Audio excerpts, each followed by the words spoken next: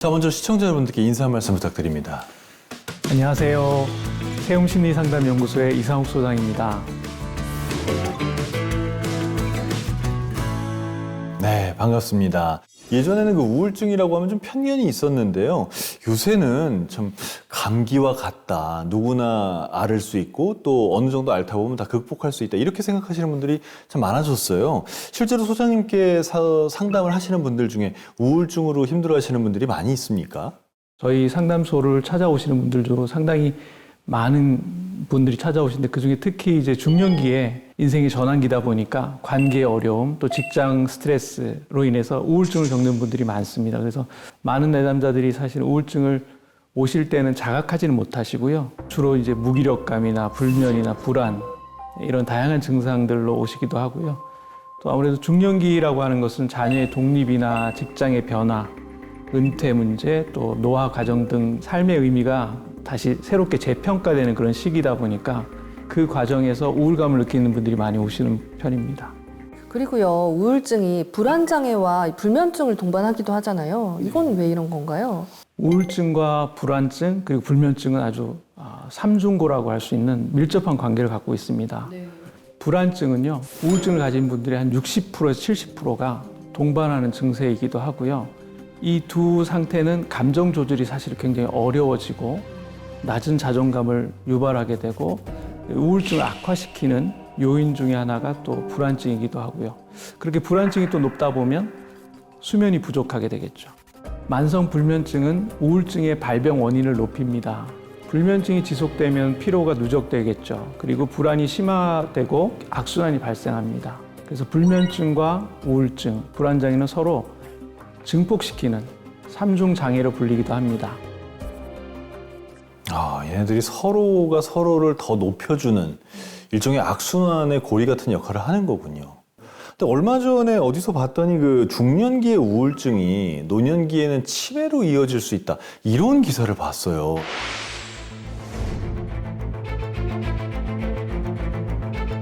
중년기 우울증은 단순히 일시적인 기분 저하를 넘어서 신체적인, 정신적인 건강에 심각한 영향을 미칠 수 있는 위험한 상태죠. 우울증이 인지 기능을 저하시키고요. 뇌 신경 전달 물질의 불균형을 가져오기도 하고 신경 손상 등의 원인이 될 수도 있겠죠. 특히 장기간의 우울증은 뇌의 구조적인 변화를 초래해서 기억력 저하나 인지 기능 감소로 이어질 수 있기 때문에 이는 치매의 신호일 수도 있습니다. 따라서 중년기 우울증은 조기 치료가, 조기 개입이 매우 중요합니다. 최근에 만나셨던 케이스를 좀 소개를 해주시죠. 상담했던 케이스 중에는 20년 이상 이제 근무했던 직장에서 퇴직을 하고 자신의 정체성에 대해서 굉장히 상실한 좌절감을 느끼는 중년기 남성분이 계셨는데요. 상담을 진행하면서 그분이 목표를 찾을 수 있도록 돕는 작업을 했는데요. 이제 직장 일은 내려놨지만 직장 외부에서도 자신이 의미 있는 일을 할 수 있겠다라는 것들을 깨닫기 시작하셨고요. 그래서 이제 지역사회에 자원봉사 활동을 하시게 되면서 지역사회에서 자신이 기여할 수 있는 일을 찾아가시면서 이를 통해서 다시 자존감을 회복하고 자신이 여전히 사회적으로 의미 있는 역할을 하고 있다는 사실을 깨닫게 되셨어요. 또 한 분은 다시 자존감을 회복하고 자신이 여전히 사회적으로 의미 있는 역할을 하고 있다는 사실을 깨닫게 되셨어요. 또 한 분은 중년 여성의 경우인데요. 자녀들을 아주 잘 키우셨어요. 독립하고 나니까 이제 빈둥지 증후군으로 인해서 우울증을 겪고 계셨던 여성분이셨는데요. 그분은 자신이 느끼는 감정을 처음에는 잘 표현하지 못했습니다. 상담 초기에는 우울감인지 무력감인지 공허감인지를 정확하게 모르셨고 집중적으로 그 부분들을 좀 탐색하면서 봤더니 자녀들에게 상당히 오랫동안 의존적인 삶을 살아왔다는 것들을 본인 스스로 인식하게 되셨고요. 이를 통해서 자기 돌봄의 필요성, 자기 자신을 사실 돌보지 못했다는 것도 깨닫게 됐죠. 깨닫는 단계가 사실 첫 단계였습니다. 그래서 상담에서는 그분이 새로운 삶의 목적을 찾을 수 있도록 돕는 과정이 대단히 중요했습니다. 그래서 새로운 취미나 관심사를 탐색하고 배우자와의 관계도 부부 상담을 통해서 개선하는 노력도 하셨고요. 남편과의 대화를 통해서 서로의 감정과 필요를 공유할 수 있는 기회를 가지시면서 우울 이후에 남편과 더 친밀감을 회복하고 더 이상 자녀에게만 의존하지 않고 부부관계에서 새로운 역할을 찾게 되는 그런 사례도 있었습니다. 참 이 중년기에 올 수 있는 우울증이라는 거는 여기 사람에 따라서 그런 사람도 있잖아요. 아, 나는 뭐 우울증 이런 거 걸릴 사람이 아니야. 뭐 이렇게 자신감 있게 얘기하는 사람들도 있는데 이게 이렇게 말할 수는 없는 것 같아요. 정말 누구한테라도 찾아올 수 있는 그런 일인 것 같거든요. 그래서 이 우울증이 나한테 왔다라는 거를 스스로가 깨달을 수 있는 어떤 그 자가진단법 같은 게 있을까요? 네. 중년기 우울증에 사실은 정확한 진단을 하는 것이 중요하지만 일단은 자가진단을 위한 간단한 체크리스트가 있습니다. 이 리스트는 최근에 한 2주 동안 이런 증상들이 얼마나 지속되었는지를 좀 파악하기 위한 항목들이 좀 준비되어 있는데요. 하루의 대부분을 우울하고 슬프게 보낸다. 이전에 즐기던 활동에 더 이상 즐거움이 없다. 일상이 피로하고 활동하기 어렵다. 불면증이나 과도한 수면을 취한다. 생활의 집중도가 떨어지고 작은 일도 결정하기 어렵다. 죄책감이 커지고 자신이 무가치하다고 느낀다. 다른 사람과의 만남을 피하고 싶다. 일상이 무기력하고 작은 일에 쉽게 지친다. 쉽게 짜증이 나고 감정 조절이 어렵다. 8개면은 중증도로 볼 수도 있는 거군요. 물론 이제 전문가 상담을 받아야 정확하게 진찰을 해봐야 되겠지만 그럴 가능성이 높으니까 얼른 전문가를 만나봐야 되는 거네요. 네. 만약에 이제 8개가 안 되더라도 맨 마지막에 있었던 죽음이나 자살에 대한 생각이 있을 경우에는 문항의 수와 상관없이 즉시 가까운 전문가를 찾아서 상담센터를 도움을 받으시는 게 필요해 보입니다. 네, 요즘 그런 또 센터들이 잘 되어 있잖아요. 네, 좀 도움을 청해 보시면 좋을 것 같은데 중년기 우울증을 극복하는 방법은 뭐가 있을까요? 네, 중년기 우울도 마찬가지로 충분히 극복할 수 있는 정신질환 중에 하나라고 볼 수 있습니다. 신경질환이라고 볼 수 있겠는데요. 개인에 따라서 다 다르기 때문에 일종의 맞춤형 접근과 지속적인 관리가 좀 필요하다고 보여집니다. 중년기 우울증은 이런 여러 가지 요인들이 복합적으로 작용하고 있는 면들이 되게 많습니다. 그래서 이를 어떤 면들이 좀 다각적으로 있는지를 좀 자세히 살펴볼 필요가 있겠고요. 특히 중요한 것은 초기 신호를 놓치지 않고 조기에 개입해서 전문가 도움과 지지를 받는 것이 가장 효과적인 회복의 길이라고 볼 수 있겠습니다. 빨리 알아차려야 되겠네요, 그러면. 그래서 본인이 사실 알아차리는 경우가 쉽지 않기도 한데요. 주변 가족들이나 조금 변화를 좀 인식해 볼 필요가 있습니다. 그리고 아까 자가 체크리스트를 보셨던 것처럼 좀 면밀하게 자신의 기분들을 좀 살피는 것들이 평소에 필요해 보입니다. 그렇군요.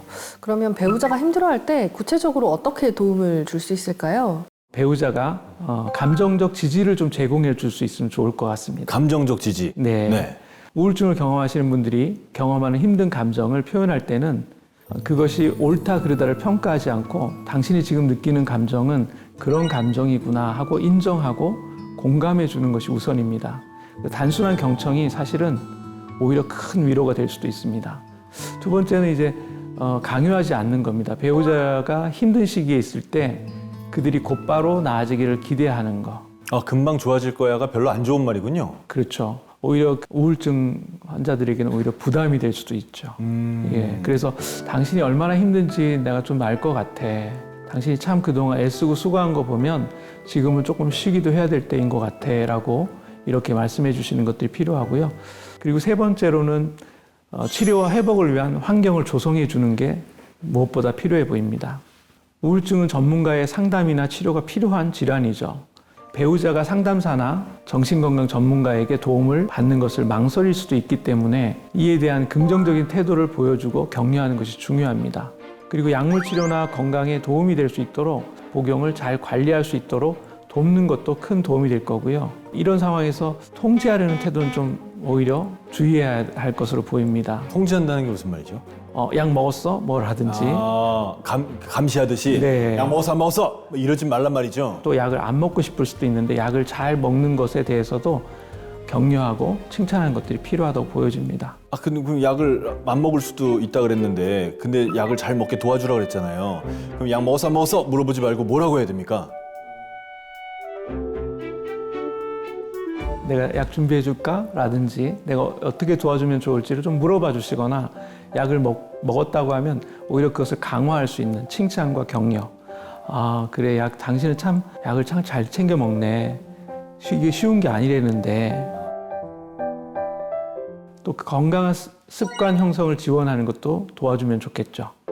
건강한 식습관, 그리고 규칙적인 수면 패턴을 유지할 수 있도록 돕는 것도 굉장히 중요합니다. 이때 아까도 말씀드린 것처럼 강요가 아닌 자연스러운 방식으로 함께 노력하는 것이 좋겠습니다. 마지막으로 배우자 자신도 사실은 자원을 찾고 자신의 감정을 돌보는 것들이 필요합니다. 우울증을 겪는 배우자를 돕는 과정에서 자신이 소진되지 않도록 주의해야 합니다. 필요하다면 배우자 자신도 상담이나 지지그룹에 참여해서 정서적인 지원을 받을 수 있으면 참 좋겠죠. 스스로 감정적으로 건강해야 상대를 또 도울 수 있기 때문에 그렇습니다. 중년기 우울증을 겪고 있는 분이 지금 TV를 시청하고 계시다면 어떤 말씀 해주고 싶으실까요? 중년기 우울을 겪고 계신 분들에게 이렇게 말씀드리고 싶습니다. 지금 겪고 있는 어려움은 절대 당신 자신의 잘못이 아닙니다. 오히려 열심히 쉬지 않고 달려왔다는 방증이기도 합니다. 이제는 때로는 좀 삶이 너무 힘들어 보일 때도 있기 때문에 그걸 좀 기억하고요. 잠시 쉬어가는 시간이 필요할 때도 있죠. 분명히 어려운 시기에도 한 걸음 한 걸음 나아가는 당신의 용기를 믿으시고 지금 당장 큰 변화를 느끼지 못할 수도 있지만 작은 변화와 성취를 하나씩 이루어간다면 자신에게 친절하게 대해주고 그 과정에서 분명 다시 빛을 찾을 수 있을 겁니다. 당신은 이겨낼 힘과 충분한 자격이 있습니다. 감사합니다. 왠지 저에게 해주시는 말씀처럼 굉장히 위로가 되는 말씀 감사드려요. 네, 오늘 나와서 좋은 말씀 해주신 우리 이상우 소장님 말씀 고맙습니다. 고맙습니다. 감사합니다.